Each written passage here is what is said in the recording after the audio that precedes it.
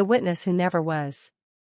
The air in the Preston coroner's court hung thick, not just with the sterile scent of disinfectant and old paper, but with a suffocating fog of frustration and unresolved grief. Debbie Duncan, Jay Slater's mother, sat rigidly in the front row, her knuckles white where they gripped the edge of the worn wooden bench. Beside her, Jay's stepfather, clutching a framed photograph of their 19-year-old son, a vibrant, smiling lad frozen in time, forever young, forever lost on a sun-drenched island 1,000 miles away. Please subscribe to my YouTube channel. The inquest into Jay's death, found at the bottom of a treacherous ravine near the remote village of Masca in Tenerife last June, had just collapsed. Again. The reason? A name repeated like a haunting refrain, Lucy Law. We simply cannot proceed without crucial testimony, the coroner had stated, a note of weary resignation in his voice that did little to mask the underlying bureaucratic absurdity. The witness, Lucy Law, aged 20, whose presence was central to Mr. Slater's final known movements, remains unavailable. Efforts to locate her have, thus far, been unsuccessful. Unavailable. The word echoed in the near-silent room, bouncing off the high ceilings and landing like a physical blow on Debbie's shoulders. Unavailable? Her son was dead. Buried. His future extinguished. And the one person who might hold the key to understanding his final, desperate hours, the friend he was reportedly trying to walk back to after a night out, the person whose Airbnb he'd left before embarking on that fatal journey, was simply unavailable? A low murmur rippled through the small gathering of family, friends, and weary journalists. Jay's father, Warren Slater, shook his head, his face etched with a mixture of anger and profound exhaustion. They'd flown back to Tenerife multiple times, walked the brutal terrain themselves, pleaded with Spanish authorities, hired private investigators, navigated a labyrinth of international bureaucracy, all while drowning in their own sorrow.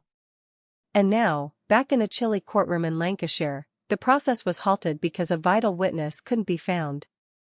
The coroner adjourned the hearing indefinitely, citing the critical nature of Lucy Law's evidence. As the family filed out, the atmosphere was thick with a despair that had become all too familiar. Reporters clustered around, microphones thrust forward, voices overlapping with questions they knew had no answers. It was outside, under the grey English sky that felt like a cruel mockery of Tenerife's perpetual sunshine, that a family spokesperson, their voice tight with a new kind of revelation, dropped the bombshell. They hadn't planned to say it, the frustration simply boiled over. Please subscribe to my YouTube channel. Unavailable, the spokesperson repeated, the word laced with bitter irony. They can't find her? Well, we know where she is. Lucy Law is currently on holiday. In Tenerife. The collective intake of breath from the journalists was audible. Cameras snapped furiously.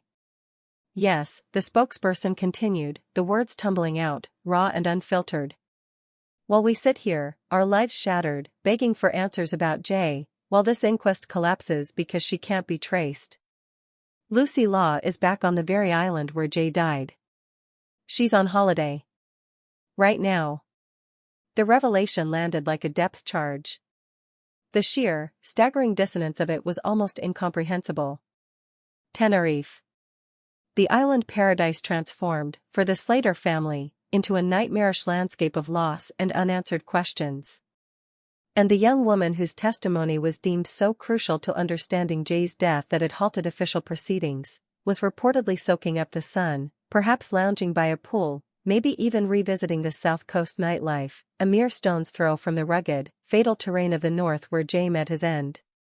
Rewind to June 17. Jay Slater, 19, from Oswaldtwistle, Lancashire, was living the dream, a lad's holiday in Playa de las Americas. The final night. A rave at the Papagayo nightclub spilled out into the early hours. Jay, according to fragmented reports and phone data, ended up in the company of Lucy Law and another man at a remote Airbnb in Masca, a picturesque village nestled in the Tenno Mountains, accessible only by winding, narrow roads. A world away from the neon and noise of the South. What happened in that house remains opaque. Spanish investigators confirmed 2 men were present with Lucy. Jay reportedly left the property around 8:50 a.m. on June 17, telling Lucy over the phone he was lost, needed water, his phone was on 1%, and he was attempting to walk back, an 11-hour trek in brutal heat across mountainous terrain he didn't know. That was the last confirmed contact. His phone died shortly after. The ensuing days were a blur of growing panic for his friends back in the South, a missing person report, and then the agonizing wait. Mountain rescue teams, volunteers, and police scoured the unforgiving ravines and barrancos surrounding Masca. Debbie and Warren flew out, their faces etched with a dread that deepened with each passing hour. The discovery of Jay's body 8 days later, at the bottom of a ravine near the rural Deteno Park, confirmed their worst fears. The initial Spanish investigation pointed towards a tragic accident, a fall while disoriented and dehydrated. Please subscribe to my YouTube channel. But the questions gnawed. Why was Jay, reportedly without money for a taxi, trying to walk such an impossible distance? What state was he in when he left the Airbnb? What exactly transpired during those early morning hours? Lucy Law, as the person he spoke to last, the person he was supposedly trying to reach, held fragments of that puzzle. In the months that followed, the Slater family's quest for answers became a public crusade. They challenged the accident narrative, hired their own investigators, spoke of potential third-party involvement, and expressed deep frustration with the pace and perceived opacity of the Spanish investigation. They pleaded for Lucy Law to come forward. Silence. Then came the UK inquest, a necessary step for the death certificate, a process Debbie hoped might provide some clarity, some official record. Instead, it became another agonizing chapter defined by absence, Lucy Law's absence. And now, this. Not just absence, but presence. Her presence on the island, framed as a holiday, while the official search for her testimony brought the inquiry into Jay's death to a standstill. The image is jarring. Imagine the contrast. Scene 1, a chilly, formal coroner's court in Preston. Wood paneling, hushed tones, the weight of legal procedure. Debbie Duncan, clutching her son's photo, her eyes hollow with a grief that time has only deepened into a permanent ache. The coroner's words, adjourned pending location of Lucy Law. The crushing weight of institutional impotence. Scene 2, the bustling southern coast of Tenerife. Palm tree swaying. The Atlantic glinting turquoise. Sunbeds lining a pool deck. Laughter from a nearby bar. And somewhere among the tourists, perhaps sipping a cocktail, perhaps dancing at a beach club, is Lucy Law, 20 years old. The missing witness. On holiday. In the place where her friend vanished and died just months before. For the Slater family, it feels like a grotesque insult layered upon their unbearable injury. Tenerife isn't a holiday destination for them, it's a place of pilgrimage to a grave, a landscape seared with trauma. The idea that Lucy is there voluntarily, seemingly unburdened by the legal process her absence has stalled, is almost impossible to process. How can she be there? Debbie asked later, her voice trembling not just with sadness now, but with a raw, bewildered fury. How can she be sunbathing, enjoying herself, while we are trapped in this hell? While the inquest into Jay's death can't even happen because they can't find her? They know where she is. Tenerife. The same island. It's cruel. It feels like Jay doesn't matter.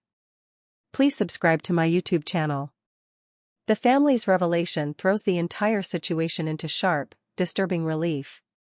It exposes the staggering gap between the urgency felt by the bereaved and the detachment potentially felt by others involved.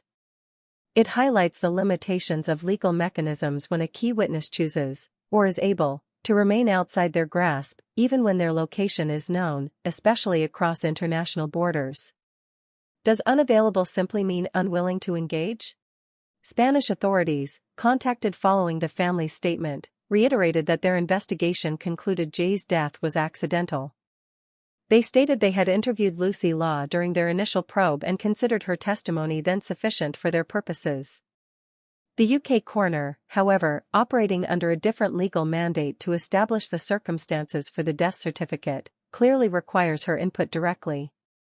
The disconnect between the two jurisdictions, and the apparent lack of compulsion for Lucy to participate in the UK process while residing abroad, creates this agonizing limbo. Is Lucy Law simply trying to move on with her life, distancing herself from a traumatic event? Does she fear involvement, scrutiny, or blame? Does she believe she has nothing more to add?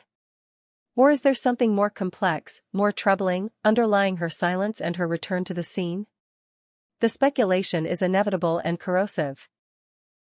For Jay Slater's family, the confirmation that Lucy is holidaying in Tenerife isn't just a shocking piece of information, it's a devastating symbol.